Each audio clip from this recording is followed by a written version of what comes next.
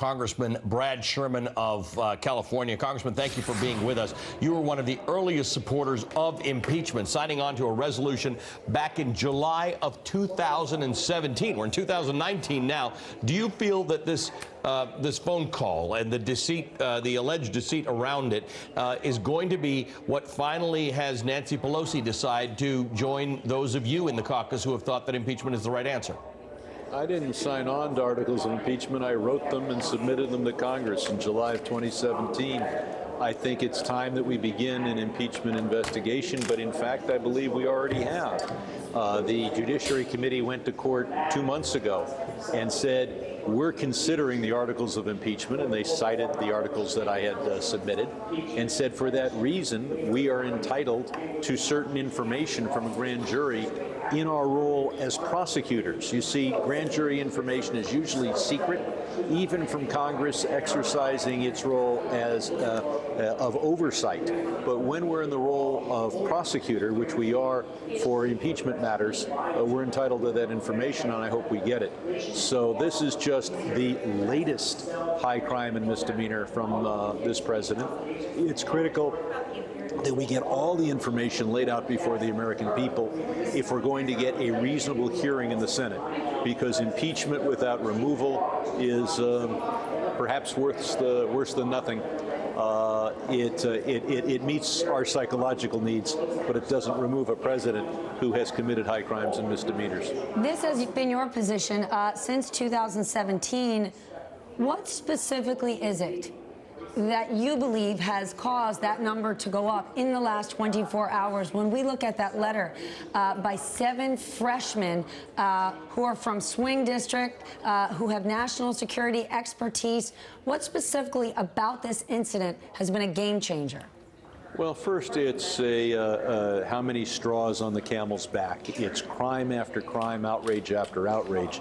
But then when the president solicits a campaign contribution from the Ukrainian government, and doesn't just solicit it, but demands it, and then perhaps pays for it with $391 million of our money, that seems to have crossed many lines.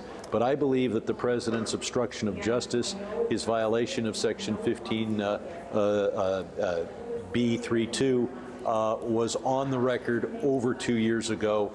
This president is guilty of high crimes and misdemeanors. That being said, we don't want to go to the Senate with articles of impeachment to remove this president until we're confident we're going to get a fair hearing. And in order to do that, we have to educate the American people. So let me ask you about that, Congressman.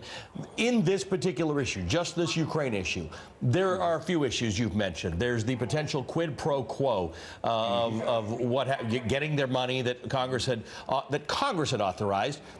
If they didn't do what the president asked. There's the idea that you're inviting a foreign power to involve itself in an election, something that has preoccupied the American mind for the last few years. There's the national security implications that there's a reason Congress approved that money to Ukraine, because it's on the front lines of a hot war with an adversary. And then there's the idea that the president may have misled Congress about the reasons for the delay. These are all distinct issues. Do they stand out to you? Is there something, if you had to tell somebody on a bus, this is the reason why this one's most important, what offends you the most about this?